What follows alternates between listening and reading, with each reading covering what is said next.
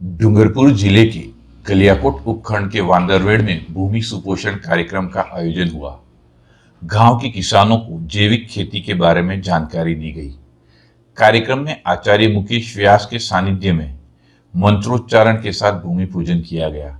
भूमि पूजन के यजमान दीपक रतनलाल पाटीदार रहे। कार्यक्रम में ग्राम विकास समिति अध्यक्ष मोहन पाटीदार द्वारा स्वागत उद्बोधन के साथ अतिथियों का स्वागत किया गया। कार्यक्रम में वांदरवेड़ गांव के 50 से अधिक किसानों को मुख्य वक्ता कोटड़ा विभाग सह ग्राम संयोजक के गोपाल पाटीदार ने गो आधारित जैविक कृषि एवं भूमि सुपोषण की विस्तृत जानकारी दी। इस अवसर पर वांदरवेड़ सहित आसपास क्षेत्र के कई किसान व महिला कृषक मौजूद रहे। हमारे गांव में आज भूमि सुपोषण का कार्यक्रम मिट्टी पूजन गौ पूजन किया गया।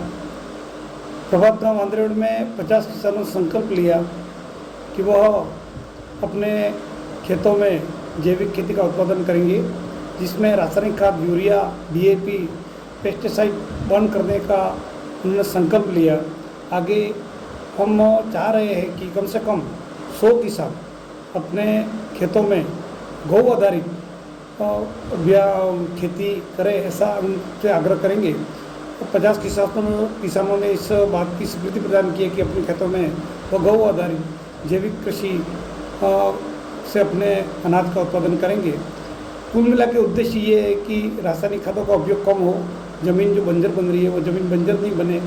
विगत 2-3 सालों में पूर्ण रूप से सभी किसान अपने पैतृक व्यवसाय कृषि में और पशुपालन में आत्मनिर्भर बने। उसके लिए विभिन्न प्रकार की योजना जो सरकारी आ रही है उसका भी हम समय समय पर यहाँ किसान सम्मेलन और इस प्रकार की गतिविधियों के द्वारा प्रभात गांव को पूर्ण रूप से गौ आधारित कृषि के लिए संकल्पित करने का हमारा अभियान आज से ही हमने प्रारंभ किया है।